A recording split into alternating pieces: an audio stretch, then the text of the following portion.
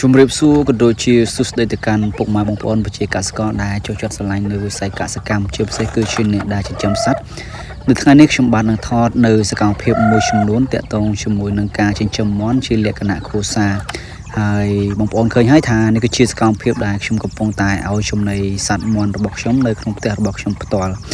ចំពោះការឲ្យចំណីនេះដែរគឺខ្ញុំបានលាយចំណីជាមួយនឹងកន្ទក់កញ្ចុងកហើយនិងស្មៅ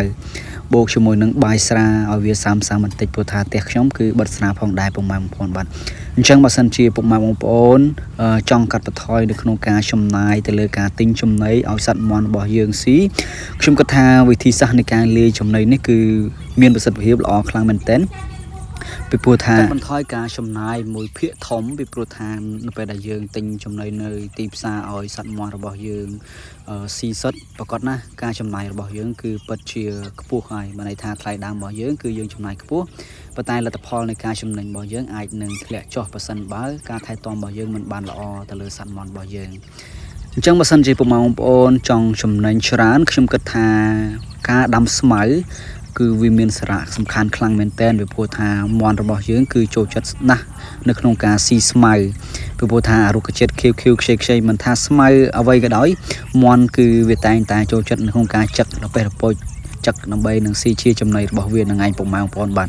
ហើយខ្ញុំបាទសូមធ្វើការណែនាំនៅប្រភេទស្មៅមួយប្រភេទដែលជាស្មៅដែលយើងសម្រាប់នឹងដាំឲ្យសត្វស៊ីគឺប្រភេទពូជស្មៅអ៊ីស្រាអែលដែលយើងហៅថាស្មៅផ្អែមនឹងឯងខ្ញុំសង្កេតមកឃើញថាការដែលយើងឲ្យស៊ីស្មៅអ៊ីស្រាអែលនេះ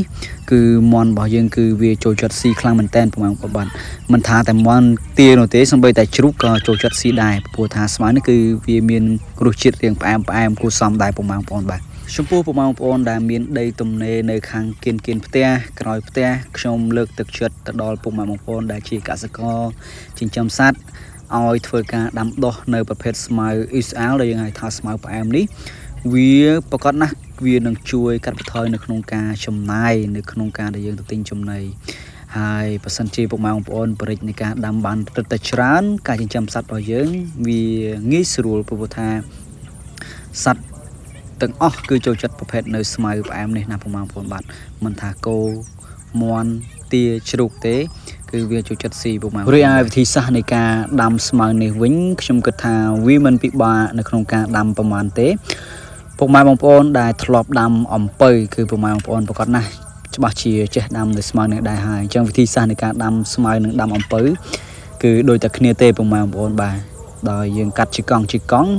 បងពុកម៉ែបងប្អូនអាចធ្វើការបណ្ដោះក៏បានឬក៏ពុកម៉ែបងប្អូនអាចធ្វើការដោតទៅនឹងដីតែម្ដងក៏បានហើយយើងត្រូវការស្រោចទឹកវាពីព្រោះថាបើមិនស្រោចទឹកវាទេគឺវាមិនដុះរឹសនោះទេពុកម៉ែបងប្អូនបាទអញ្ចឹងយើងធ្វើការស្រោចទឹកវាមួយថ្ងៃម្ដងទៅស្មៅនេះប្រកាសជាដុះហើយពុកម៉ែបងប្អូនចំពោះវិធីសាស្ត្រនៃការយកស្មៅមកឲ្យជាចំណីមាន់វិញពុកម៉ែបងប្អូនអាចកាប់ជាដើមយកមកដាក់ផ្ចង់ព្យួរឲ្យសត្វមាន់របស់យើងស៊ីក៏បានឬក៏ពុកម៉ែបងប្អូនធ្វើការកាប់ហើយយកមកកិនជាមួយនឹងម៉ាស៊ីនសិនក៏បានដែរហើយស្មៅដែលខ្ញុំឲ្យជាមួយនឹងចំណីមាន់របស់ខ្ញុំនេះគឺខ្ញុំបាទធ្វើការកិនជាមួយនឹងម៉ាស៊ីនបន្ទាប់មកយើងឃើញថាវាមិនសូវម៉ត់ហើយខ្ញុំក៏យកកាំបិតមកកញ្ច្រាំបន្ថែមឲ្យវារាងម៉ត់ដើម្បីឲ្យមាន់របស់យើងងាយស្រួលនៅក្នុងការចាក់ស៊ីហើយនឹងងាយស្រួលនៅក្នុងការលេបបើសិនបើយើងកិនមិនបានម៉ត់ល្អទេមាន់របស់យើងគឺវាពិបាកក្នុងការលេបហើយនឹងការចាក់ស៊ីចំណីរបស់វាគឺប្រកបណាស់គាត់ជារាយប៉ាយពេញមិននឹងឯងពុកម៉ែបងប្អូនបាទសម្រាប់បទពិសោធន៍នៃការចិញ្ចឹមមាន់របស់ខ្ញុំដែលខ្ញុំដាក់លាយស្មៅជាមួយកន្ទក់ចុងកនិងបាយស្រាឲ្យស៊ីខ្ញុំបាទសង្កេតឃើញថាមាន់របស់ខ្ញុំគឺមានសភាពភ្លឺថ្លាល្អដំណើររបស់វាគឺរហ័សរហួនពីព្រោះថាការឲ្យស៊ីស្មៅនេះគឺវាជាធម្មជាតិរបស់មាន់ដែលធ្វើឲ្យមាន់វាចូលចិត្តនៅក្នុងការចាក់ស៊ីហើយផ្ដល់ជាធម្មពលឲ្យវាបានខ្ពស់ព្រោះថាស្មៅអ៊ីស្រាអែលគឺជាស្មៅដែលមានប្រូតេអ៊ីនខ្ពស់ខ្លាំងមែនទែនពុកម៉ែបងប្អូនបាទហើយវាមានសភាពផ្អែមអញ្ចឹងហើយសត្វវាចូលចិត្តស៊ីខ្លាំងមែនទែនដោយពុកម៉ែបងប្អូនបានឃើញនៅក្នុងវីដេអូនេះអញ្ចឹងគឺមួយផ្លេតដែលខ្ញុំកាប់ស្មៅដាក់ឲ្យស៊ីហ្នឹងគឺមាន់យើងចឹងអស់ខ្ទេចពុកម៉ែបងប្អូនបាទ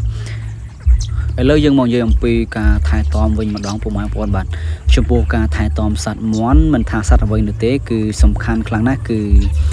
ទីឃ្លាទ្រុងពុកម៉ែបងប្អូនបាទធ្វើការសម្អាតវាឲ្យបានមួយដងនៅក្នុងមួយសប្តាហ៍ហើយអ្វីដែលសំខាន់មួយទៀតនោះគឺទឹកអញ្ចឹងការចិញ្ចឹមសត្វដាច់ខាតត្រូវតែផ្ដល់ទឹកឲ្យវាផឹកឲ្យបានគ្រប់គ្រាន់ព្រោះថាតើកាលណាសត្វមាន់របស់យើងមិនបានផឹកទឹកឲ្យបានគ្រប់គ្រាន់ទេអង្គទីកឬក៏ភាពសមរបស់វាប្រកាសជាចុះខ្សោយហើយនឹងវាងាយនៅក្នុងការដែលឆ្លងនៅពពួកជំងឺផ្សេងៗក៏ប៉ុន្តែបើសិនជាយើងបានផ្ដល់នៅទឹកចំណីវ៉ាក់សាំងគ្រប់គ្រាន់ការសម្អាតទីឃ្លាទ្រុងឲ្យបានគ្រប់គ្រាន់ខ្ញុំគិតថាការចិញ្ចឹមសត្វប្រកបណាស់គឺមិនងាយនៅក្នុងការដែលឆ្លងនៅជំងឺផ្ដេសផ្ដាស់ទេពុកម៉ែបងប្អូនបាទព្រោះថាកាលណាដែលយើងបានធ្វើការសម្អាតបរិស្ថានជុំវិញរោងរបស់យើងស្អាតបានល្អវាច្បាស់ណាស់គឺវាមិនអាចនឹងមាននៅពពួកបាក់តេរីឬក៏មេរោគអីដែលឆ្លងចូលផ្ដេសផ្ដាស់បានទេពុកម៉ែហើយវីដេអូរបស់ខ្ញុំមិនមានអ្វីច្រើនទេជាចុងក្រោយខ្ញុំបាទសូមធ្វើការលើកទឹកចិត្តទៅកាន់ពុកម៉ែបងប្អូនប្រជាកសិករដែលស្រឡាញ់នៅវិស័យកសិកម្មចិញ្ចឹមសត្វសូមធ្វើការដាំស្មៅហើយនឹងរកវិធីសាស្ត្រនៃការលាយចំណីដាក់ឲ្យស៊ីដោយខ្លួនឯងដើម្បីកាត់បន្ថយនៅក្នុងការចំណាយដែលហៅថាកាត់បន្ថយថ្លៃដើមផលិតរបស់យើងអញ្ចឹងតើកាលណាយើងកាត់បន្ថយថ្លៃដើមផលិតច្បាស់ណាស់ផលដែលយើងទទួលបានគឺប្រកាសជាចំណេញច្រើនហើយពុកម៉ែបងប្អូនបាទហើយវីដេអូរបស់ខ្ញុំក៏មកដល់ទីបញ្ចប់ខ្ញុំបាទសូមធ្វើការអរគុណទៅកាន់ពុកម៉ែបងប្អូនដែលតែងតែតាមដាននៅវីដេអូរបស់ខ្ញុំពីដើមរហូតដល់ចប់ខ្ញុំបាទសូមធ្វើការជូនពរឲ្យពុកម៉ែបងប្អូនរកស៊ីទទួលទានមានបាននិងចិញ្ចឹមសត្វកើតកាក់កបផងដែរសូមអរគុណសូមគោរពជម្រាបលា